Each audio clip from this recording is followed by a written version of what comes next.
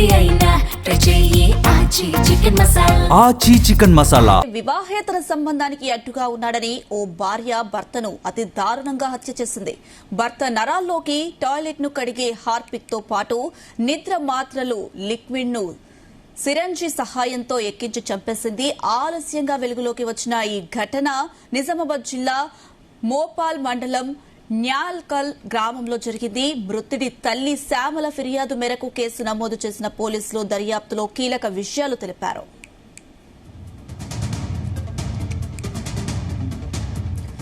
న్యాల్కల్ గ్రామానికి చెందిన దాయిని ప్రశాంత్ బతుకు తెరువు కోసం 3 ఏళ్ల క్రితం దుబాయ్ కు వలస వెళ్లాడు. అతడు దుబాయ్ వెళ్లిన తర్వాత భార్య సంధ్యకు నిజామాబాద్ లోని ఇంద్రాపూర్ కాలనీకి చెందిన అనిల్ తో పరిచయం ఏర్పడింది. అది కాస్త వివాహేతర సంబంధానికి దారితీసింది. 3 ఏళ్ల తర్వాత ప్రశాంత్ గత నెల 27న దుబాయ్ నుంచి ఇంటికి తిరిగి వచ్చాడు. దీంతో తన వివాహేతర సంబంధానికి భర్త ప్రశాంత్ అడ్డుగా ఉన్నాడని భావించిన సంధ్య ప్రియుడు అనిల్ తో కలిసి హత్య చేయాలని ప్లాన్ చేసింది.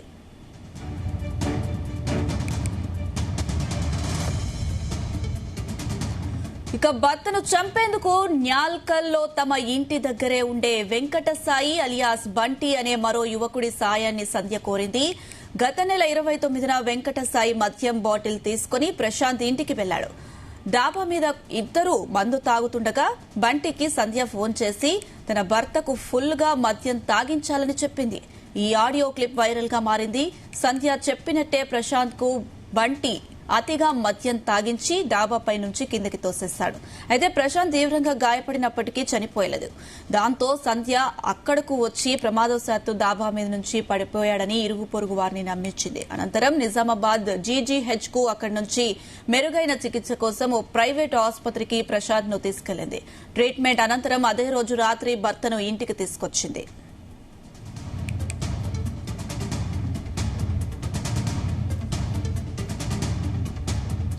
భర్త ప్రశాంత్ ను హాస్పిటల్ నుంచి ఇంటికి తీసుకువచ్చిన తర్వాత సంధ్య తన ప్రియుడు అనిల్ కు ఫోన్ చేసి న్యాల్కల్లో ఉన్న ఇంటికి పిలిపించుకుంది. తర్వాత ఇద్దరూ కలిసి హార్పిక్ తో పాటు నిద్ర మాత్రలను పొడి చేసి నీళ్లలో కలిపిన లిక్విడ్ ను సిరంజీ సహాయంతో ప్రశాంత్ నరాల్లో ఎక్కించింది. అనంతరం ప్రశాంత్ చనిపోయిన విషయాన్ని నిజామాబాద్ లో ఉంటున్న అతడి తల్లి శ్యామలకు సంధ్య చెప్పింది. అయితే తన కొడుకు దుబాయ్ నుంచి రావడం, డాబాపై నుంచి కింద పడడం, ఆసుపత్రికి తీసుకెళ్లడం, తర్వాత అతడు చనిపోయే వరకు ఏ విషయమూ తల్లికి తెలియదు.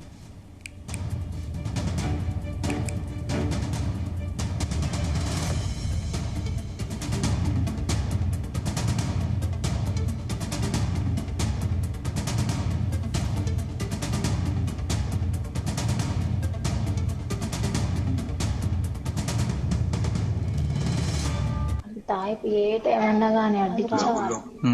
అరే ఏం చేస్తావు నాకు తెలియదు. మొత్తం డిచ్చ తాయి పండాలి మీదనే.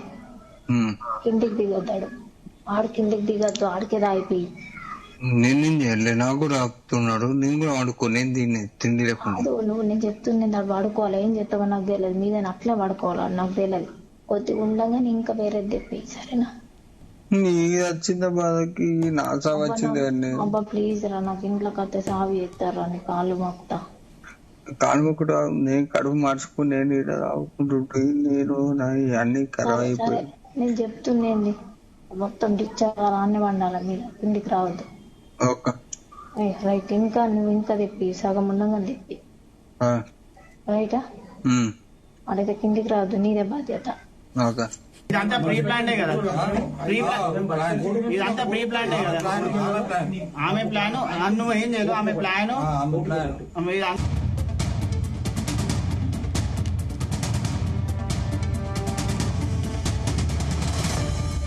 రైట్. ఇదే అంశానికి సంబంధించి మరిన్ని అప్డేట్స్ మా క్రైమ్ బ్యూరో చీఫ్ రవితేజ అందిస్తారు. రవితేజ, వివాహేతర సంబంధానికి అడ్డుగా ఉన్నాడని ఒక భార్య భర్తను అత్యంత దారుణంగా హత్య చేసినటువంటి ఘటన ఇప్పుడు తెలంగాణలో తీవ్ర సంచలనంగా మారుతా ఉంది.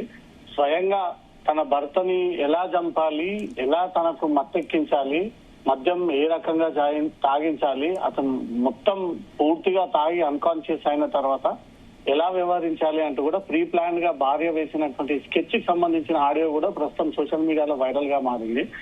తన ప్రియుడితో కలిసి ఎలా తనకు మద్యం సేవించిన తర్వాత తను అన్కాన్షియస్ అయిపోయి తను పూర్తిగా మైకం కోల్పోయినటువంటి వెంటనే బిల్డింగ్ పై నుంచి నెట్టేసి అతని సాధారణంగా కాలుజారి కింద పడిపోయినటువంటి విధంగానే దాన్ని క్రియేట్ చేయాలన్నట్టుగా భార్య కేసు ఇప్పుడు తీవ్ర సంచలనంగా మారుతా ఉంది. భర్త నరాల్లోకి టాయిలెట్ కడిగేటువంటి హార్పిక్ తో పాటు నిద్ర మాత్రలు లిక్విడ్ ని సిరంజి సహాయంతో ఎక్కించి భార్య వేసినటువంటి ప్రతి స్టెప్ ఇప్పుడు తీవ్ర ఆశ్చర్యానికి గురి చేస్తా ఉంది. ఇటీవలే దుబాయ్ లో తన డ్యూటీ ముగించుకొని కొన్నాళ్ల పాటు ఇక్కడ ఉండి ఫ్యామిలీతో కాలం గడపడానికి వచ్చినప్పుడు తను ఎలాగైనా ఆ సంబంధానికి అడ్డుపడతా ఉన్నాడు. అక్రమ సంబంధం బయటకు వస్తే తిరిగి తనపై నిందలు వేసేటువంటి అవకాశం ఉంది కాబట్టి ఈ అక్రమ సంబంధం విషయం బయటికి రాకుండా తన ప్రియుడితో కలిసి రెగ్యులర్ గా కలిసే విధంగా అడ్డు ఉన్నటువంటి భర్తని తొలగించుకోవడం కోసం వేసినటువంటి ప్లానింగ్ ప్రకారంగా అంటూ మాత్రం పోలీసులో జరిపినటువంటి ఇన్వెస్టిగేషన్ లో ఈ ఘటన అంతా కూడా వెలుగులోకి వచ్చింది. నిజామాబాద్ జిల్లా మోపెల్ మండలం న్యాల్కల్ గ్రామంలో జరిగినటువంటి ఈ ఘటన ఒక్కసారిగా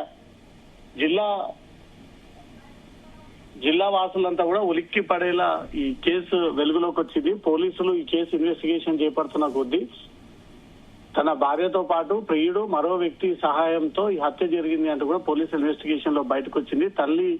తల్లి శ్యామల ఇచ్చినటువంటి ఫిర్యాదు పైన పోలీసులు కేసు నమోదు చేసుకొని ఇది అనుమానాస్పదంగా ఉందే తప్ప నిజంగానే జారి పడినట్టు లేదు, ఈ కోడలు ఇతర వ్యక్తులతో సంబంధాలు ఉన్నాయి, గతంలో కూడా ఫోన్ లో సంభాషణలు జరుపుతా ఉండగా ప్రత్యక్షంగా చూశానంటూ కూడా తన అత్త ఇచ్చినటువంటి ఫిర్యాదు పైన పోలీసులు అసలు కేసుకి సంబంధించినటువంటి ఇన్వెస్టిగేషన్ వివరాలన్నీ కూడా బయటికి తీసుకొచ్చారు. న్యాల్కల్ గ్రామానికి చెందినటువంటి దాయిని ప్రశాంత్ బతుకు తెరువు కోసం 3 ఏళ్ల క్రితం దుబాయ్కి వెళ్లడము, 3 ఏళ్ల తర్వాత తిరిగి అతను రీసెంట్ గా తన భార్య సంధ్యకు నిజామాబాద్ ఇంద్రాపూర్ కాలనీకి చెందినటువంటి అనిల్ తో పరిచయం ఏర్పడము, అది కాస్త వివాహేతర సంబంధానికి దారి తీయడము, 3 ఏళ్ల తర్వాత ప్రశాంత్ ఈ గత నెల 27వ తేదీన దుబాయ్ నుంచి నేరుగా ఇంటికి తిరిగి రావడము, ఈ వివాహేతర సంబంధానికి భర్త ప్రశాంత్ అడ్డుగా ఉన్నాడని భార్య సంధ్య భావించి ఎలాగైనా ప్రియుడు అనిల్ తో కలిసి ఈ పథకం వేసి తన భర్తని చంపాలని ఒక పథకం ప్రకారంగా ప్రశాంత్ ని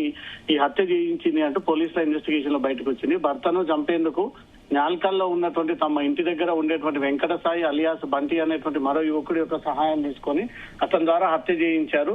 ప్రశాంత్ ఇంటికి వెళ్లి డాబా మీద ఇద్దరు మందు తాగుతూ ఉండగా బంటికి సంధ్య ఫోన్ చేసి ఈ ఫోన్ కన్వర్షన్ లో తన భర్త ఫుల్ గా తాగాడా లేదా అంటూ తెలుసుకొని తాగిన తర్వాత ఈ ముగ్గురు కలిసి పైకొచ్చి ఈ ఆడియో క్లిప్ వైరల్ అవ్వడము, అనంతరం ప్రశాంత్ బంటి మద్యం సేవించిన తర్వాత డాబా కిందికి తోసేయడము, అతను ఇద్దరి మధ్యలో జరుగుతున్నటువంటి సంఘర్షణలో భాగంగా సంధ్య భార్య సీన్ లోకి వచ్చి ఒకేసారి తన భర్తని కిందికి నెట్టేయడంతో సెకండ్ ఫ్లోర్ డాబా నుంచి కింద భూమి పైన పడిపోవడంతో అతను ఆసుపత్రి పాలయ్యి అతను మళ్ళీ తిరిగి ఇంటికి వచ్చినటువంటి వెంటనే సిరంజ్ సహాయంతో దాంట్లో ఇంట్లో ఉపయోగించేటువంటి యాసిడ్, ఫినాయిల్, టాయిలెట్ క్లీనర్స్ ని ఆ సిరంజి సహాయంతో తన ఒంట్లోకి ఎక్కించి పూర్తిగా చనిపోయా లేడా అని ఒక కన్ఫర్మ్ చేసుకుని తన అత్తకి తప్పుడు సమాచారాన్ని ఇచ్చి కాలు జారి డాబా నుంచి కిందకు పడ్డాడంటూ కూడా రాంగ్ ఇన్ఫర్మేషన్ ఇచ్చి దీన్ని పూర్తిగా కేసుని పక్కదారి పట్టించేటువంటి ప్రయత్నం చేశారు. కానీ తన అత్తకు వచ్చినటువంటి ఫిర్యాదుతో ఈ ఫిర్యాదు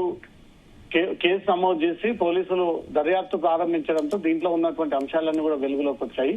వీటన్నిటిపైన పోలీసులు విచారణ జరుపుతా ఉన్నారు. ప్రియుడు స్పాట్ లో చనిపోయినటువంటి వెంటనే కొంతమంది స్థానికులు అతన్ని పట్టుకొని ఏం జరిగింది అనే దానిపై కూడా వివరాలు సేకరించినప్పుడు తనే స్వయంగా డబ్బులు ఇచ్చి తన భర్తకు అడ్డుగా ఉన్నాడు, తనని చంపాలి అని నన్ను పిలిపించుకొని మద్యం చేయించి మా ఇద్దరి మధ్యలో గొడవ క్రియేట్ చేసి గొడవ సందర్భంగా తనే వచ్చి స్వయంగా నూకడంతో డాబా నుంచి కింద పడిపోయి చనిపోయాడు.